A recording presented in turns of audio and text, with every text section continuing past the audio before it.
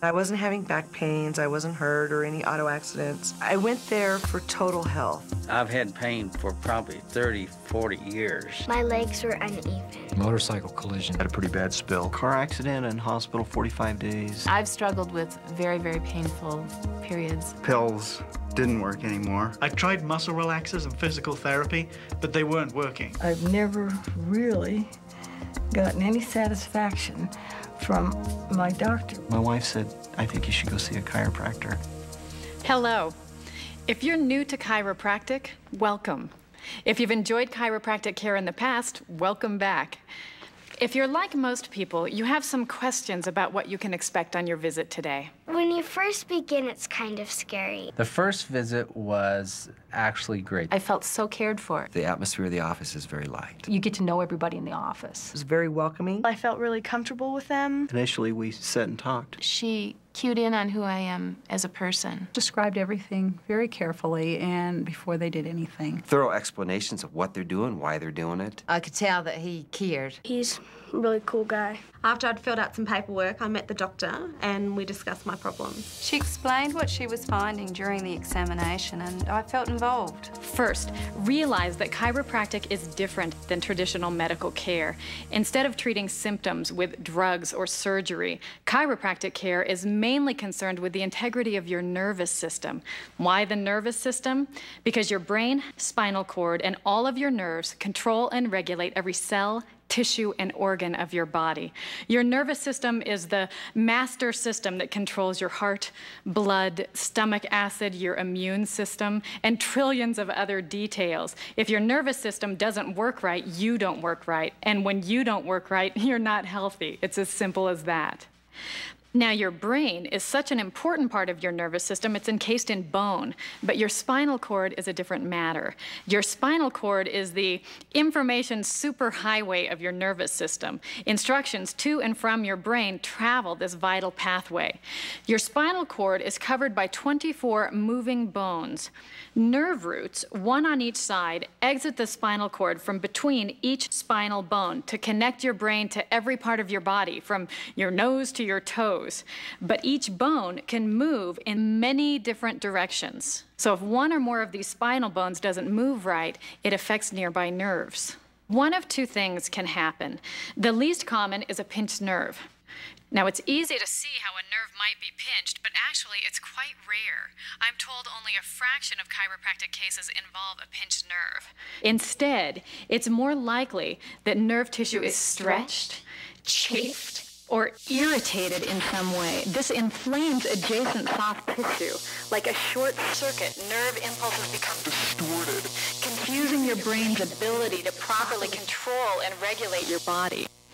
This is called the vertebral subluxation complex, or more simply, a subluxation. I did need x-rays because of the car accident I was in, but the children didn't have any need for that. I can't even remember ever having an x-ray. I kind of like the idea of x-rays. It gave him a better idea of where my problem areas lay. This is what the side view of the neck should look like. This is the shoulder, and up here is the jaw. From the side, the neck should have a graceful forward curve, and there should be equal disc spacing between each bone. And the openings for the nerve roots should be clear and unobstructed. Many everyday activities can produce subluxations. These traumas, micro-traumas, and repetitive motions can stress the spine, as can drugs, alcohol, pollution, tobacco, poor nutrition, preservatives, and chemicals that affect the nervous system and the muscles that support the spine. Even our thoughts and emotions can affect the spine. Stress, fear, grief, and other emotions affect our posture, our muscle tone, and our ability to function normally. Neglected, these spinal injuries produce a predictable pattern of spinal decay. First, in phase 1, there's a loss of curve and a reduced ability to turn and bend. If neglected, in phase 2, joint surfaces get rough and uneven. They thicken and the decay becomes visible as the early stages of bone spurs begin to form. If still neglected and left uncorrected, the problem worsens in phase 3. Almost as if the body is trying to mend a broken bone, spinal joints fuse together. The primary form of care in this office is called a chiropractic adjustment. There are an awful lot of adjustments and types of adjustments in a chiropractic office. It can be surprising. Kind of stretches you out a little bit. You can feel it. There's kind of a pressure. They'll push down gently. It's just a subtle little movement. It felt really good. I felt like a marshmallow or something. I find it very relaxing, very nice. Some are a little more aggressive. Some use hands. Some use mechanical instruments. It's like a little clicker thing. It's a feeling of release. There are lots of different ways to adjust your spine, and your chiropractor has become an expert in one or more techniques so that you can get the best results in the shortest amount of time. Now, some people enjoy quick results, and for others, improvement can take several weeks or more.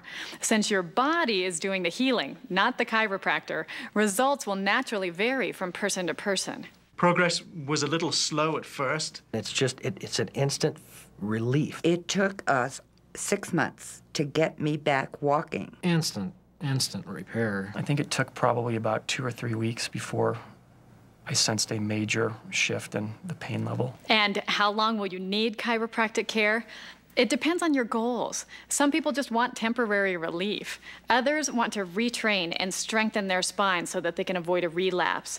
And a growing number of people adopt a schedule of periodic wellness visits so that they can be their very best. Once you know what your body is saying to you, you know when it's time to go to the chiropractor. I keep going for the maintenance part. If I maintain a schedule now, I'm pretty much pain-free all the time. I know that there's other benefits than just no pain. To get the best from your chiropractic care, keep your appointments. Each visit builds on the ones before, so missing a visit can slow your recovery and jeopardize your results. You have to kind of stay with it and be willing to make a little bit of effort to get some relief. I usually can run over in my lunch hour or an hour before work, and I can jump in and jump out, and I'm finished. Second, become more active. Research shows that bed rest or a sedentary lifestyle can actually slow the recovery process.